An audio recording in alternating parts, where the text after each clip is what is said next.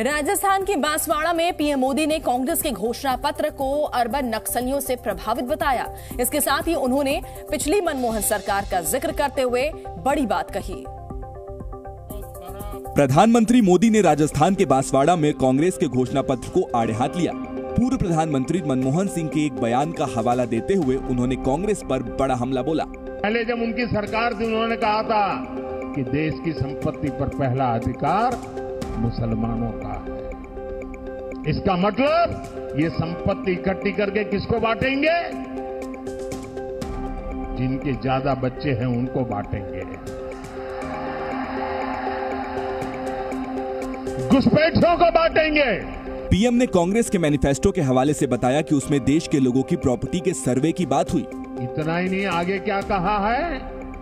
ये जो गोल्ड है बहनों का और जो संपत्ति है ये सबको समान रूप से वितरित कर दी जाएगी। पीएम के मुताबिक कांग्रेस का घोषणा पत्र अर्बन नक्सल की सोच से प्रभावित है। अब कांग्रेस अर्बन नक्सलों के कब्जे में चली गई है। कांग्रेस अब वामपंथियों के चंगुल में फंसी हुई है।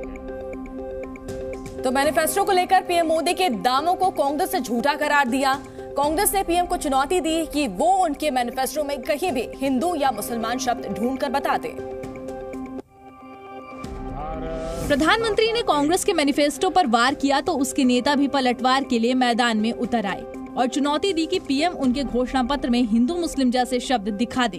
अब देश को हिंदू मुसलमान के नाम पर आप झूठ परोसकर बांट रहे हैं। कांग्रेस के मैनिफेस्टो में कहीं भी, मैं ये चुनौती करता हूं प्रधानमंत्री को, कहीं मुसलमान या हिंदू कोई इस तरह का शब्द हो तो हमें बताएं।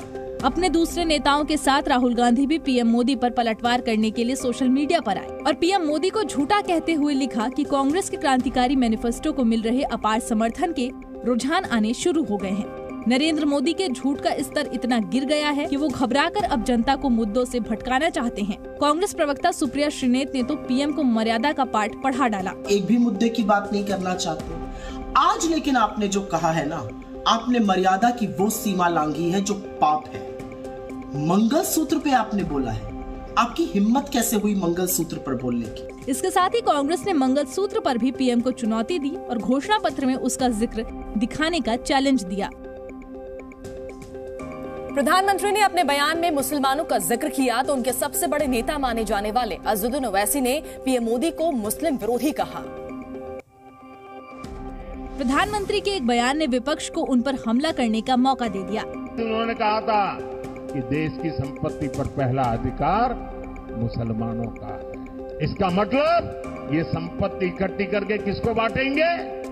जिनके ज्यादा बच्चे हैं उनको बांटेंगे। पीएम के इस बयान के बाद मुस्लिमों के बड़े नेता माने जाने वाले असदुद्दीन ओवैसी ने कहा, मोदी ने मुसलमानों को घुसपैठिए बुलाया और कहा कि उनके ज्यादा बच्चे होते हैं। 2002 से लेकर अब तक मोदी की बस एक ही गारंटी रही है कि भारत के मुसलमानों को गालियां दो और वोट बटोरो। इसके साथ ओवैसी ने दावा किया कि बीजेपी आम हिंदुओं को मुसलमानों का डर दिखा रही है।